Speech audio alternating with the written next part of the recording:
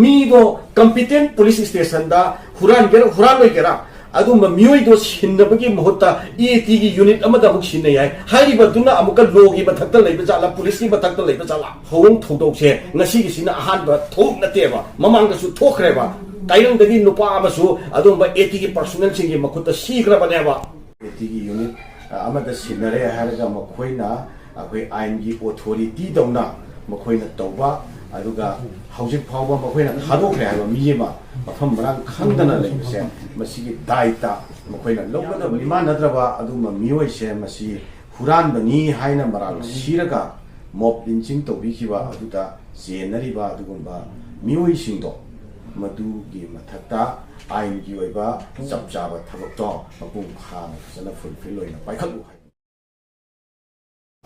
Lensing बिरिबा कोई media की सिंगावसिंग अहमददा कोई जेसी against missing person of MD Abdul Kadir alias Asoba of पॉबिडेक पे लेकाई अमदी all Manipur Muslim organisations coordinating committee अमसो कोई पुन्ना चबिना जबल लुपसिंग माइकैदगी तरामना ओक्सरी अखै ngasisi akoina kaujariba press meet asi maruaina akoi haukiba tang tara gi numidam pung tara mathoi muktaba adaida mayumdagi thokiba akoi miyamga mima nadraba wakhal soinairaba manipur government na amasung bharat lainakna अखोई महाक्षी मिमा नत्रे हाइबगी certificate Pirba अदु I card न सिंब पीरगा अदु ब लैरबा अखोई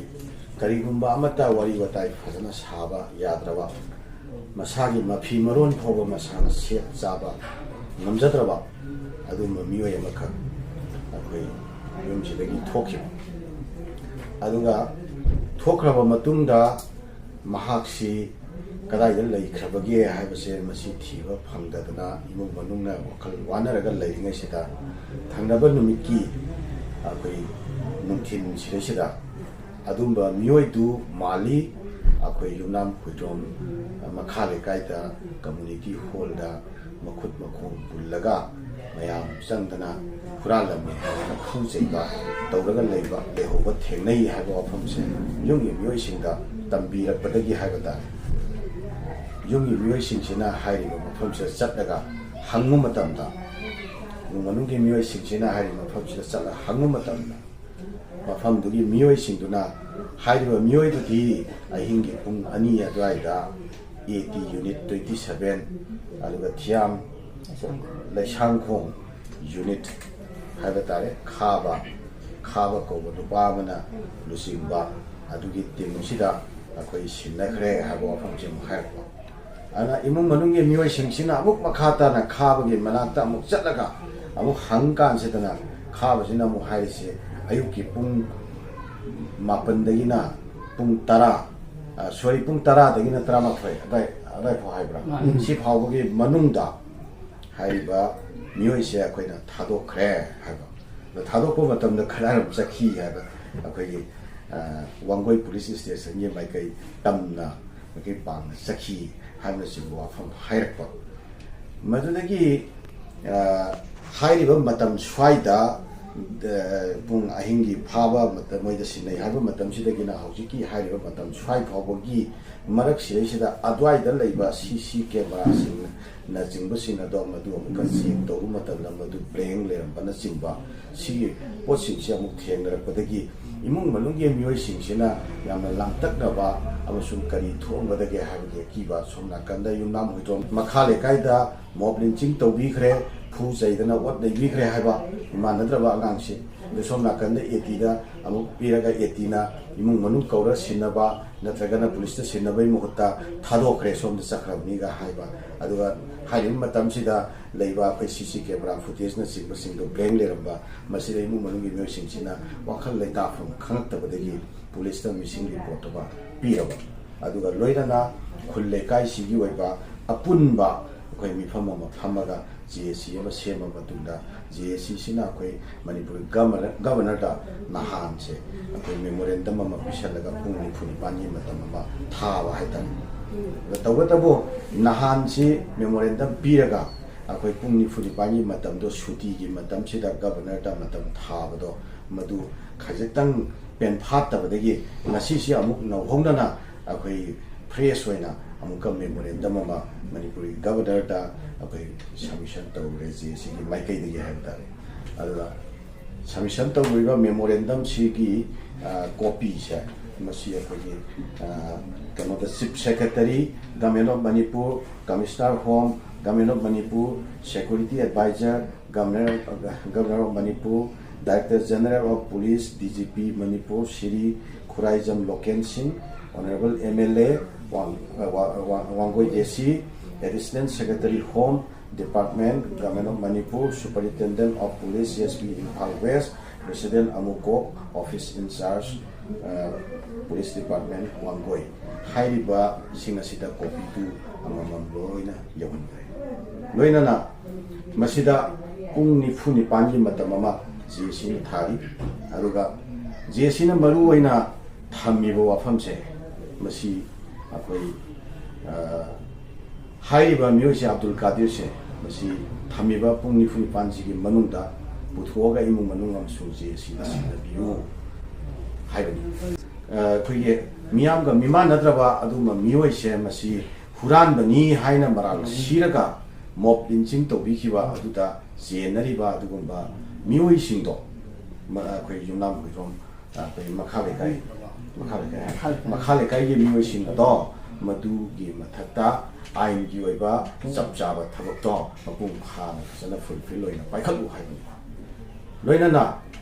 Adumba Muido Boka 80 the Sinare 80 unit Amada Sinare Haraga Makoina Akwe Aingi authority Dona Makoina Toba Aduga Housing Power Makoina Hadoka Mima from Ran Kandana Lemse Masiki Daita Makoina Loga Bani Aduga Makoyi Madras Senariba Duma Musing at Su Chapchava to Pakapu Higo family Mase Puni Funipani Matamse Hazana observed Toro Matunda Karigumba, Manipur Lengaki Maikadi, through police department, by Katam Topa, Tabaksina say, President fulfilled to the Taragati, JSC Manipur, Dalariba, Tongan, civil society organization sing, Amadi, Lepak Miang the Lingana, Akwe, by Katam Topa, Democratic Waiva, Adumba Kongjang Sing, Sanction Nava Torang Togani, Haiwa family JSC like Tamus. Ado Masiga Marilena. Akoina Makatana, Wafam Kitan, Lepak Miam, the Taming, when Manipur Lengak that way. Akoi Taming Akoi Mihad Mipun, Mishi Mina, Aduga Ain Kutapaya Totoba, Aduga Akoi Society Sida housing Nick Lorama Tamsida, Mapam Kandaba Shigumba Todoba Toxin share, Musikayam Quina, Kui Lepak Miam, Kanga the Lake, I don't know, Missi Wafam Yakoina Tamis. Mianga Mimana Traba Mianga Mimana Tre Wakal Manatre higher Manipur Sarkar certified Toraba, Bharat Langana certified Toraba. Masadi Mapipo, Masada Setsabangam Daba, Numito the Toki with the Sietiba, Kudai do Power Manungi Muishin, Setpiraga, Aduma Setpa, Aduma Muise Kishi Taraga, Setpa Aduma Muise. Masi Nasi Pogi Manunda, Bobby de Haribo Kungang Asida, Masagi Kunganchida, no matter Miyamagi, Lake Tumma Miyamagi Kaiguma, yet Tumma for Loran record late river, Aduma Muise, Yunam Hidrom Makali, Kaigi Mui Sinduna, Huran Bani Haina Mabu Mato, Karamda, Tawi Pundana, Makut Masapula, Kamina Puri, Madugi mentality, Karama mentality no machine. Masileva Miam, Masiki question, Tokyo. Haiba Muise Hatin River missing to the Masse, Wakan Miman, another meaning have a say Makoina Kangbangam Kitabra. Machindagi Hoi Haiba Natana, baba ima haiba natana karigumba ama fawba thokpa ngamdaba adugumba mioi ase wakhan miman natrabani haiba si fawba makoida khangba ngambagi adugumba kano do leikhidabra tanja du leikhidabra adugumba mioi da karigino minungsi achuk yaudana mob lynching to biri base karigumsi shuma mob ki attitude mob ki mentality se sina leipak sida kayam kuina 지금 더욱 통신체는 그야 보이나 거기 레이박시도 산티 오래 가도이노 까마이나 농시나 봐 가도이노 까마이나 거기 있어 레이박시도 있어 산티 뿌라 가도이노 룰럽 로시고 마사마사나 막굿 막굿도 빠이르가 뻥뻥 보세 거기 쿠나이시나 그야 보이나 이해가 레이키지 하이버 아두금바 미오이시나도나 아묵 마카타라 미도 컴피텐트 폴리스 스테이션다 후란로이게라 aduma mioi do sinnabagi mohta EAT gi unit amada muk sinne yai hari baduna amuka logi bathakta leiba jala police ki bathakta leiba jala matang sida koina lakchening badi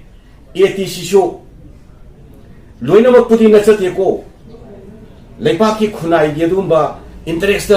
wak tau jari ba leibiri ba adumba EAT se masi ki marak sei mamai da kali kai tai na ba aduma thong thodok se ngasi gi sina ahan ba thok na te ba mamang da su thokre ba kairang dagi nupa ama su adumba EAT ki personal sing gi makuta sikra ba ne ba matam khara gi mamang da sanjem bam da nupa ama su maitai nupi amana sal lawru si haida sanjem bam da sakhi bada haida mioi si hat khra ba ne ba masi akhoi su tolerate tawraga dum lakpani khare yengshanbiba fai henmanle that's too much leipak si sumaina tawradi yararo sigumba issue sida khoinam leipak miyam da appeal tawjaningi base kanglup furup ki oiba miyeng da masi chalhangumsi sigumba Abdul Qadir Elias Achouba mentally handicapped whatever intellectually disabled oiba sigumba miyoi sigi solidarity gi damakta Manipur da leriba leipak miyam punamakna